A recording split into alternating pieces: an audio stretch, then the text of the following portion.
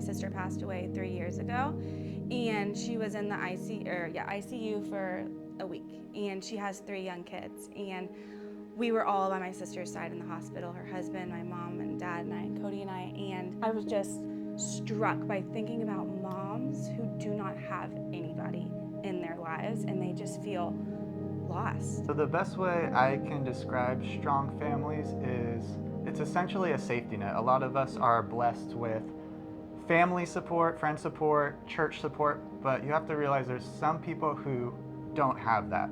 So there's, for example, moms who are going to deliver, say, their 3rd child, but they have no family or friends in the picture, and they need someone to watch their child for, 2 or 3 nights while they're in the hospital.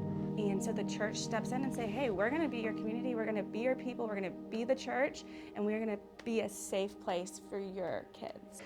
Our first hosting was really intense in all the greatest ways. I feel like me and my kids, after Cody got sick, me and the kids, we just kind of let everything out, like just held our hands open for the Lord to come in and just do whatever he was planning to do. And it was almost like we were on missions together in our living room. And our bond after that week with this sweet boy, I mean, I can get emotional just thinking of the empathy that my daughter grew that week, just watching her. And before bringing him into our home, we're just thinking, we have to protect our kids. Like, what are they going to think about him? We don't want anything to harm them. And then just seeing what the Lord did in my daughter's heart is beautiful. And I could not imagine not having these kids come into our home and our kids being able to serve God in this way, because we're doing it together as a family, and it's just, I feel unworthy to be doing this. Looking back on our experience so far, God has really, I think, opened my eyes to what hospitality is supposed to look like. I think in this current day and age, we often think of hospitality as having friends and family over, and those are amazing things. But when you look at biblical times and stories in Scripture, often those great stories of hospitality are when strangers are invited into the home.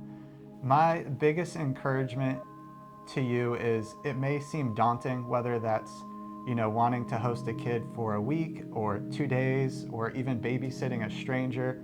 It can be daunting, but the biggest encouragement I can give you is God doesn't leave you hung out to dry. If you enter into these, God's going to provide. God provides in these situations, and you'll be amazed at how natural it is to love others when God goes before you and with you.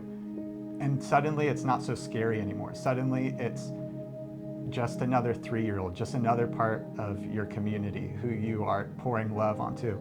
And there's nothing scary about that.